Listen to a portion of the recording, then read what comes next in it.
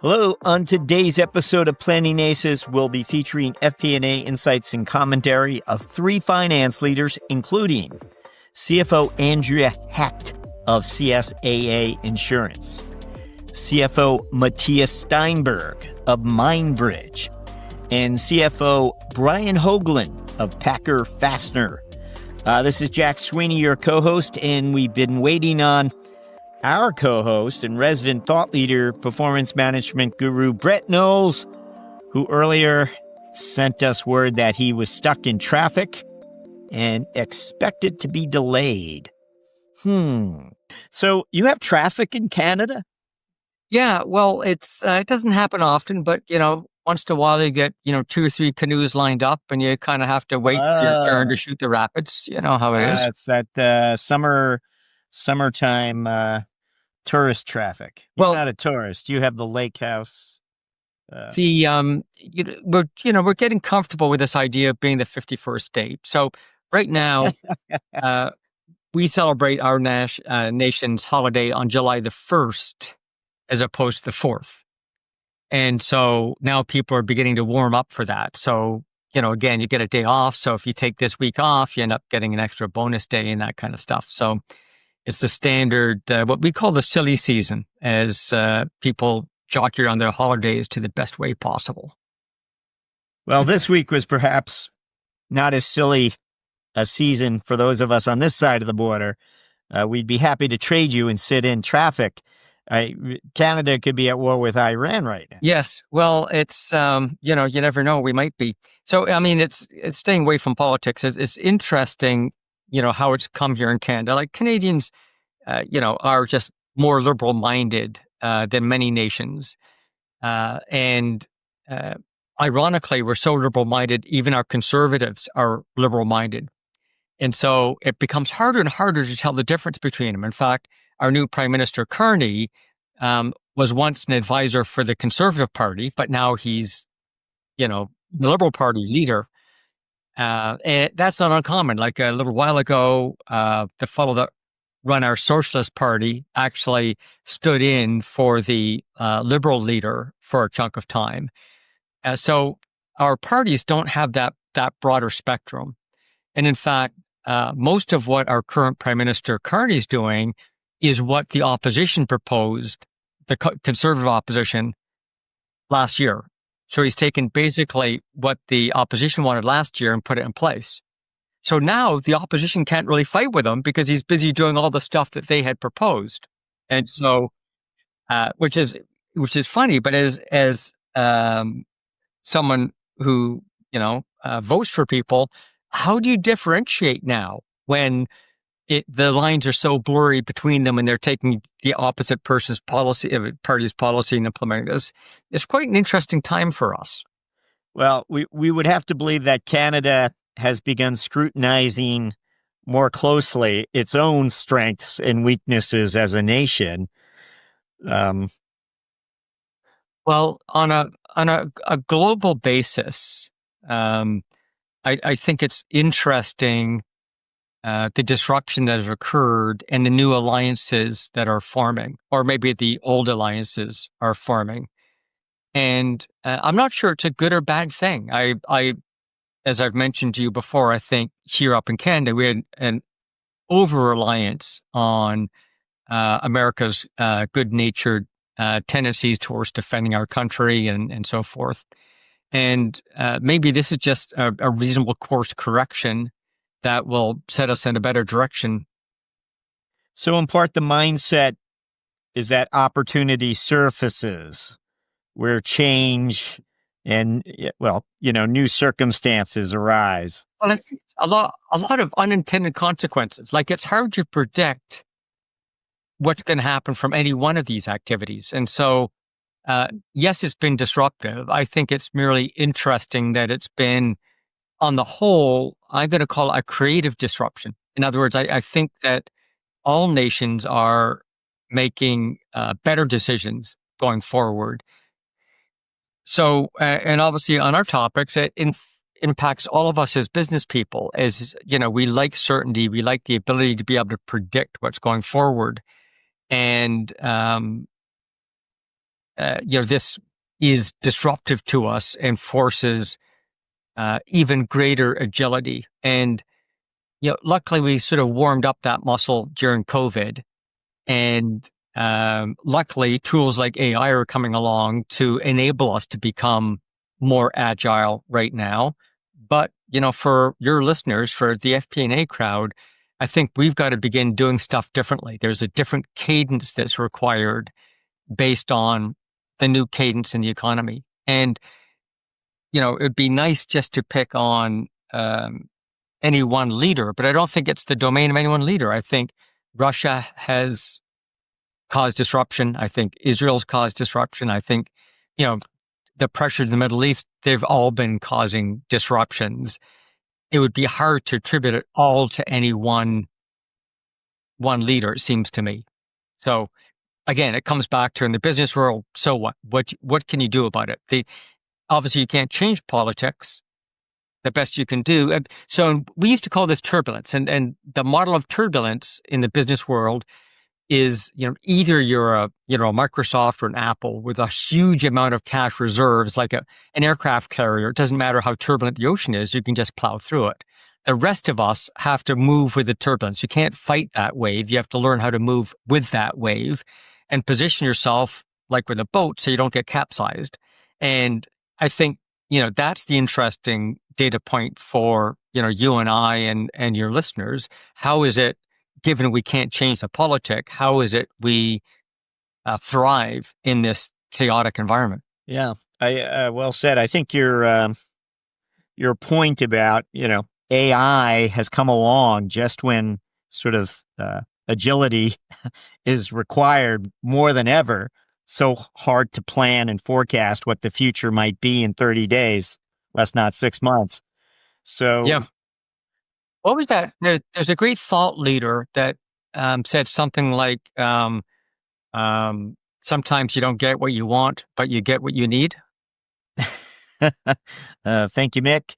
Why don't we move to our planning aces, if that's all right? In fact, I'll point out that all three of them, part of what they share is that they're all championing AI right. tools that enhance agility. That's good. And I'm with you. I don't want to spoil the story for your listeners, but I think this conversation and probably the next dozen you and I are going to have, it's just exploring how organizations are moving forward with AI.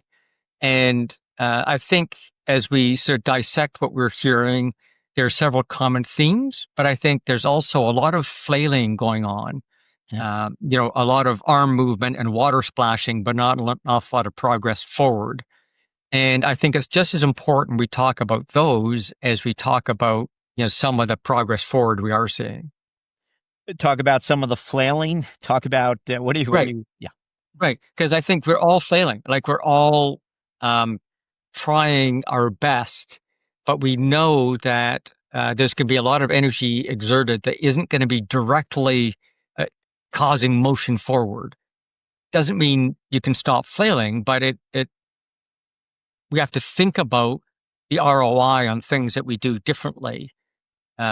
Again, if you don't do anything about it, you're going to get run over. So you've got to do something, but recognize it's not going to have, really a hard ROI that you can calculate in advance. Well, then I'm just going to tee up our first planning ace, who will be Andrea Hecht, who is today's CFO of CSAA Insurance Group. Now, she stepped into the CFO role in 2019 after she led a major FP&A reorganization where she aligned finance with the company's strategy and strengthened overall enterprise decision-making. You can hear all about that in episode 1102 of CFO Thought Leader. But here is Andrea. We've really tried to embrace generative AI in a responsible manner. I mean, clearly, I kind of call it, there's two different buckets of AI from my seat. There's productivity tools that, many of us are starting to use every single day, like ChatGPT, Writer.com, Copilot. And then there's thinking about different ways to transform the business. And so one of the things that we're looking at is, one of our largest bucket of costs are our claims costs. Obviously, we're an insurance company. We pay claims every single day, right? So how do we use generative AI to help make that process better and more efficient? And when we say more efficient, we're not talking about replacing people. We're just trying to make those people more efficient in their day-to-day, jobs. And that's an area too where you have so many claims that you're handling every day that if you can use generative AI to help you not make mistakes, that'll be hugely beneficial to the bottom line. From my seat, I would say just holistically looking at generative AI, one of the things that I'm focused on is trying to make sure that value propositions are there. I think this is an area where your investment dollars could really eclipse your value proposition if you're not trying to do it smartly. And so we're trying to keep it somewhat focused on key initiatives, while still ensuring that people have the tools that they expect to have. Obviously, I think generative AI is one of those spaces where people are going to expect that they have those things to help them do their jobs every day. And so you can't fall behind in that area, but it's a balancing act for sure. We'd like to always ask about the build versus buy My decision. favorite conversation. Yeah. There are a lot of insurtech vendors out there, and I'm sure there are lots of AI tools that they would love to sell you. But what guides your decision when you develop something in-house versus buying one of theirs? Yeah, it's interesting. We as a company for a long time, and I mean like decades, had very much, I would say, a tilt more towards build. And I think what we're learning is that to be quick and to figure out how to adopt things quickly and get them in service quickly and really be more efficient, you've probably got to look more at the buy functionality, while ensuring that you're getting the best tools out there. I think the best thing that you can do in this type of decision is you can't have, I would say, IT by themselves making this decision. You've got to have the business at the table, really driving the business requirements, IT understanding what it is that the business needs, and then figuring out if there's a tool that you can easily buy to help meet those requirements. And I think that's where people sometimes get sideways is I think many times people think that they can build things that you could probably easily buy. Balancing act. You've got to have the right people internally to help you figure out the tools to buy and how to deploy those and how to, most importantly, maximize the value that's being driven out of those tools. But at the same time, you know, I am a finance person, so I know anybody who wants to ask for headcount or any project out there is going to want headcount. And so what we've tried to do, I would say, internally here is the executive leadership team has come together on multiple occasions to really put together a generative AI strategy, and then we're trying to let the strategy guide the decisions below. That's not to say it's perfect. There's certainly been friction with regards to how quickly we're going to deploy some of these things and how many people to hire. But I think that we're at least trying to keep it somewhat confined and then figure out as we successfully deploy a few of these things how that looks when it's scaled. Well, again, that's Andrea Hecht, CFO of CSAA Insurance, from episode 1102. In my abbreviated hand, I wrote strategy first, then scale with intent. She covered a lot of ground, Brett. What remains top of mind for you as you were listening? I'm going to highlight a couple of common themes that I suspect we'll see across the next 3 planning aces or next 2 ones to come. One is, and maybe it's 3. First, I'll say is very careful wording. I noticed that when you ask these questions, it's like landmines, and people are very conscious of how they answer it. And my second point is one part of the answer is always about risk aversion, data security, all that kind of stuff, and do it in a very designed fashion.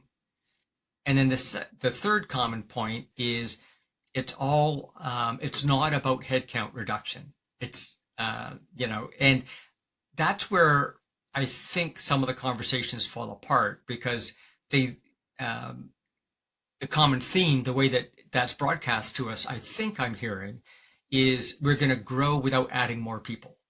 So again, the carefully scripted answer is we're not letting people go with AI. We're just going to grow faster and not need to hire people. And I don't mean that in anything other than just an observational way.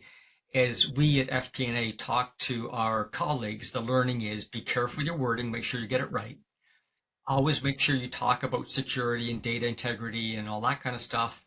And then also the lean in is on growth without headcount addition, as opposed to staying the same size and reducing headcount.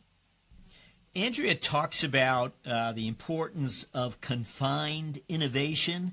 She touches on build versus buy tension. Brett, in your experience, what are some of the organizational missteps that can occur when finance isn't at the table? Sure. Well, so beyond that, and I'm saying that as a cursory. I know it's motherhood and apple pie, but it's something that we should all be mindful of. What Andrea brought above that are three major things. One is it's about transforming the business, and in her example are things like make fewer mistakes. And as someone that's put through insurance claims, we're all happy that that would happen because a lot of mistakes happen, a lot of aggravations, trying to sort things out. And so I like that. And she puts it down as efficiency. I'm not sure what category I put it into, but she said efficiency. The second thing was, and a good lesson for all of us, be very mindful of what your value proposition is. So don't just chase AI because it's exciting and shiny. Does it support that value prop? And that's super important because obviously there's a lot of dead ends, a lot of investment that's not going to give you payback. So make sure it's consistent with your value prop to your customers. Then my next takeaway is, and I love this quote, people expect to have the tools. So a year ago, people were saying, you're not allowed to use ChatGPT, there's all sorts of risks with it and so on, don't use it. She's now saying people expect to have the tools, whether it's Gemini or Copilot or ChatGPT, whatever it is, they expect to have those tools. And I believe that to be true. And I suspect that if an employee had a choice between two companies to join, one that uses AI and one that doesn't, they're likely to choose the one that does allow them to use AI. Listening. And so I'm extrapolating her expected, but it dawned on me that that's right, that they expect to have it. And to say to a potential new vice president that we're not using AI here, or a new employee, is going to close that opportunity for you. Also, Andrea talked about the importance of confined innovation, and she explores the build versus buy tension that exists as well. Right, but when my babble before is trying to say somehow or the other we have to get the wording of that right, because people don't want to feel that they're going to get replaced and their job goes away. So the obvious answer is we can grow without hiring new people. It still means that people aren't getting hired. The good news is merely people you don't know. Well, that underscores that widely spread piece of wisdom we keep reading on social media. AI isn't going to replace you, but someone who uses AI is going to replace you. Yeah, or again, where many of our clients were a year ago, which is they were pushing back saying we're not using AI because of the risks associated with it. If I were to say the glass was, half empty, not half full, I would say, well, you might lose great candidates because And so those with the power to hire have to send out the right message, the right signal. And that is that they need to let prospects know this is a AI forward company and we expect you to use the tools available to achieve. Yeah. Or again, where many of our clients were a year ago, which is they were pushing back saying we're not using AI because of the risks associated with it. If I were to say the glass was, half empty, not half full, I would say, well, you might lose great candidates because great candidates are going to expect to have the right tools. Like that's Andrea's quote. And as I extrapolate that, I think she's bang on that whether your organization has resistance to it or not, all of us need to be aware that a young buck employee, someone who's up and rising, would see that as a career limiting situation and might choose to go to a different firm. Brett, our next CFO, works for a Midwestern industrial supply company that supplies nuts and bolts and fasteners. It's known as Packer Fastener. I guess it's rather ordinary. Well, you might say that, but it turns out statistics indicate by far the largest percentage of millionaires come from those traditional businesses. They don't come from, Facebooks and LinkedIn's and all these innovative things. They're just, good old things like fasteners. Well, we are looking forward to sharing this clip of CFO Brian Hogeland, who joined us a while back and gave us a skinny. He's one of those AI forward-thinking CFOs in, like I said, a rather ordinary company, making a big difference by championing AI tools and approaches. Here's Brian Hogeland. Yeah. So again, one of the things we've done within our organization is we put together what we called AI 101, where we really just tried to introduce some of these concepts to the larger organization.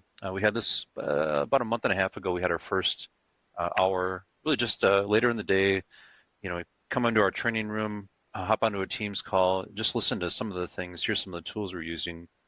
And we're using some of our finance examples in that training to say, hey, here's some things that we're doing. It might resonate with you, maybe in a sales role or in a procurement role. You'd start to connect the dots. So that was a really good amplification for us. Lots of really positive discussion after that session to talk about, I wonder if I do that. And you start to, even just things that we think we've got a good handle on, it starts to advance our own initiatives because of something a different department talked about. I think the agentic notion, it's a year ago, it was very buzzword. Everybody's talking about agentic AI, the agents. What we're starting to peek a little bit at with ChatGPT's models, with Manus, the MCP protocol to connect the different models, we're starting to see how can we use that to do some of the work that our teams are doing. The repeatable, call it low-hanging fruit things that, it's important for people to do this. It's important that they do it right, but we can continue to grow as an organization with the same core of people, but grow the business much larger because we can take some of those sort of repeatable tasks and have the agents do it. I feel like we're starting to scratch that, and as fast as all these tools are advancing, 18 to 24 months seems reasonable to start to deploy these. We've actually played a little bit with Microsoft's agents as a way for us within the Copilot suite to allow us to do some of that. So it's not just theory anymore. I think businesses that are the size of us, excuse me, we would probably view ourselves as a little more on the cutting edge when it comes to technology and AI tools. We work with a lot of other, I mentioned NetSuite, we work with a lot of other companies in the NetSuite space. And I think we see ourselves as somebody that's driving the change versus following the change. Larger other companies, peer companies in our area, some of them are even further along than we are, which gives you that sweet spot between, there's a lot of things that we can watch and see how they're progressing, but also we don't want to be that following the trend too far behind to be caught, flat-footed. What a brilliant move. Like, based on what we talked about from Angela, the idea of employees have a certain expectation about AI, the fact that he's doing this training sends a strong signal to the employees that we are, what do you call it, a forward-leaning, organization looking at AI, sending a very positive and constructive message. And of course, collaboration. We learn stuff in finance, but other people, we're going to go off and try it. So, culture is a huge part of this. So as much as IT is nervous about security, employees are nervous about job security, about all the other issues. And doing this training is a good way to sort of affect the culture. So, kudos for that. The next part was, again, apple and mother pie. We got to do this safely. We're going to look for low-hanging fruit. We're going to do it right. We're going to grow without hires. So that kind of spiel. What's interesting is he said, well, we're on the cutting edge. And I think compared to our competitors and so on. Now, I say this somewhat facetiously. I think every last one of my clients says that they're on the cutting edge. In other words, we all think, why? Because we're stubbing our toes, we're learning stuff, and the answers aren't out there on the internet. So it feels like we're the first ones through. We might not be. Yeah. Very few most of us are on, I'm going to call it the cutting edge, but we're not on the bleeding edge. So the bleeding edge would have been you're doing agent stuff a year ago. Now it's a safer place to be. The agent structure's better built out in all the tools, and the security is now dealt with and so on. So it's still leading. There's still, huge amount of people, and we're very biased here, right? In North America, we're ahead of the rest of the world in AI for sure. And, way, way ahead of other places like South America, the African continent, even many parts of Asia. So yes, we are at the cutting edge overall. Within North America, you might be more towards the average of your North American competitors and compatriots. But all of us think that we're at that edge. I don't know if we are or not, but again, it's because we keep on stubbing our toes and learning stuff that you can't learn off the internet. Therefore, you feel that you're a pioneer in this space. I think it's interesting. Both Andrea Hecht and Brian Hogeland emphasize internal education, cultural buy-in, and productivity-focused AI adoption across departments, not just within finance. Right. In conjunction with, make sure we're avoiding risky activities, and we're going to grow without hiring. Well, we do have one more planning ace for you. I'll play the clip. It's Matthias Steinberg, CFO of MindBridge. Here's Matthias. We want to, of course, talk to you about AI as well at MindBridge, and we're wondering just about the MindBridge finance function, how you might be using AI. And I'm sure it's in multiple areas, perhaps, but what would you tell us? Yeah. So how to use AI in finance is what we work with every day. And so being our own guinea pig is it's really part of the interest of my job, being in a company that builds technology for my peers. And if I just zoom out, if you allow me to zoom out a little bit, I think Sure. the hiring currently is in MindBridge as a company. We did implement ChatGPT, we did implement Copilot, Microsoft Copilot, and this is very much around text-based tasks, right? I think large language models, they are amazing at working with text. I think everyone has experienced that, and they can really help any function in the company be more efficient. And we use it, and we have made it accessible. We also have an internal, like Azure-based platform for large language models, so we can safely use them in an internal setting. So that's the first thing. I think that's kind of almost like a no regret, no brainer move.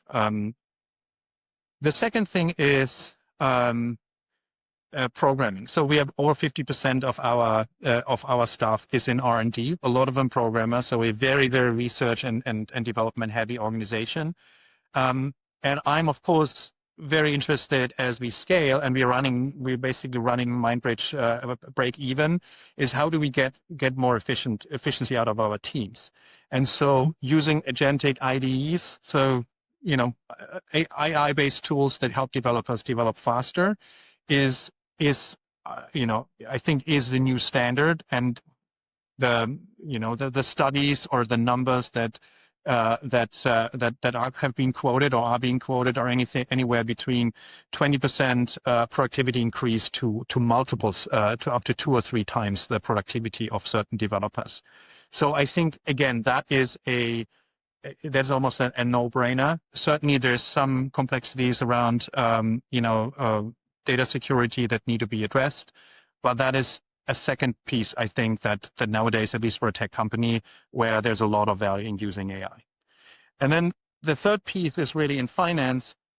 We use our software on ourselves. This is very much also just to eat our own dog food, and we want to be, as a finance team, part of the product development process and be a sparrings partner both for product and for marketing.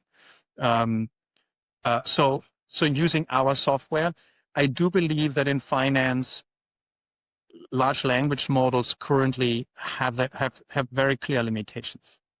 And so relying, and I see that frustration when I go, like next week, we're at the Gartner CFO conference, which is for us kind of the biggest show every year.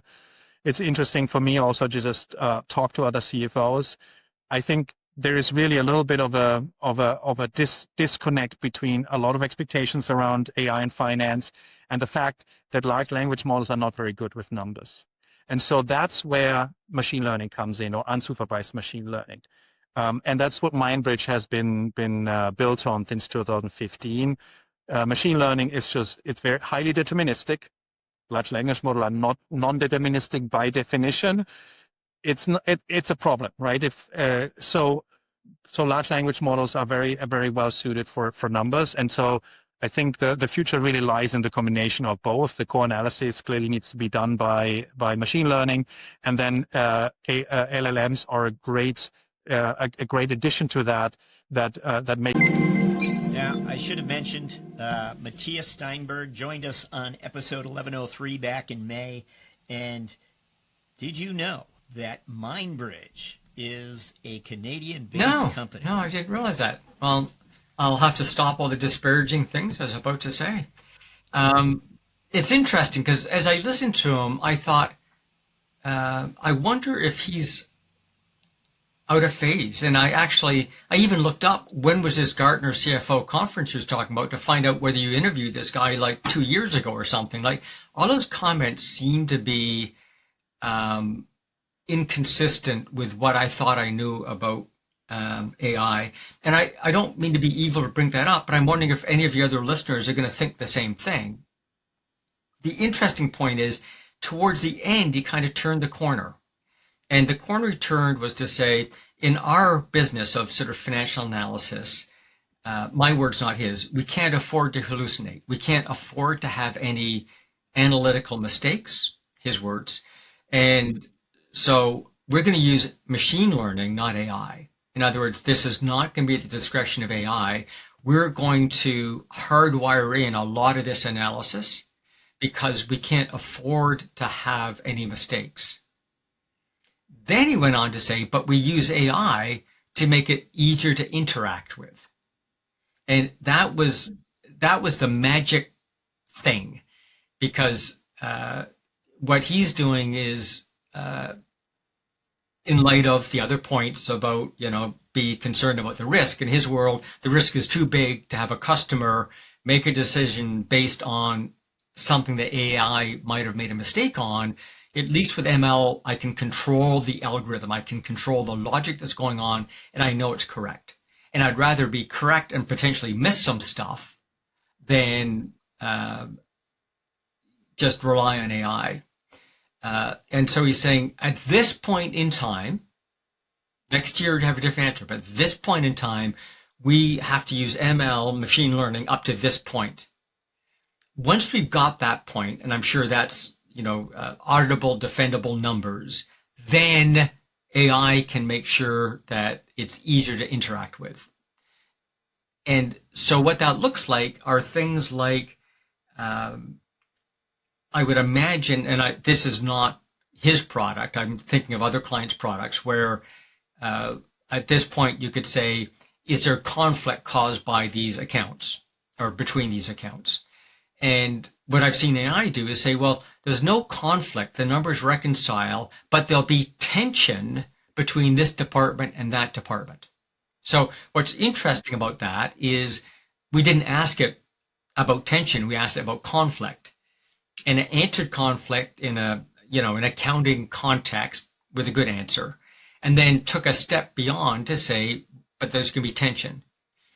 And in this case, I said, well, what do you mean by tension? Define tension. And it came up with 3 categories of tension that it was looking at. Now, this is not stuff that the client had programmed into the AI. So if I reflect that interaction on what Matthias talked about, ML is going to take you to the right answers. Once you have the right answers, AI can give you some ideas on how to interpret it. So you're going to say, is there a problem with this budget? It's going to say no, but have you thought about this thing or the other thing?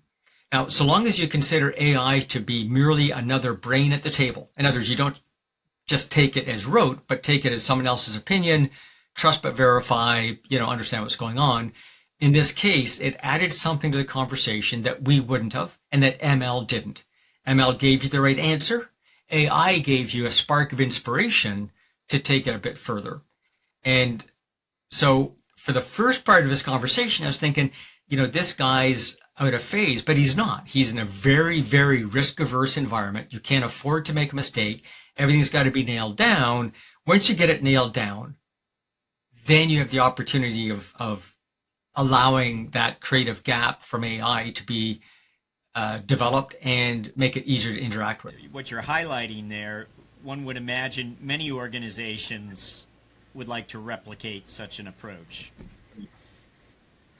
No kidding, because it goes back to everything we talked about. Like, how is it you could do this in a way that reduces risk? Well, the way is, don't use it holus bolus. Use your tried and true. If you want to go a bit, go into ML, but draw very hard rules. In my company, we've been building a bunch of agents that are basically going to replicate my brain. And we've got to work super hard for it to not go to the internet and use stuff that you put off the internet, only use the content that we're giving it. And we're obviously a bunch of rank amateurs compared to Matthias's company. But that structure needs to get built in so that we don't jeopardize your business model. So as our clock winds down here, can we ask for just a short list of takeaways? Well, my conclusion would be, I think we all have to forgive each other for a lot of flailing that's going to go on in the next while as we learn how to do this. Yes, we got to be safe when we do it. Yes, we got to be, careful that we grow without needless new hires. Yes, we got to be careful, like we learned from Matthias, to have the right mix of AI versus using, in his example, ML or just people. Like, I think there's a lot of lessons that we all better start writing down and having in our bulletin boards to remind us, because it's such a shiny object. It's hard not to fly towards the light. Brett, thanks for making time for us. See you.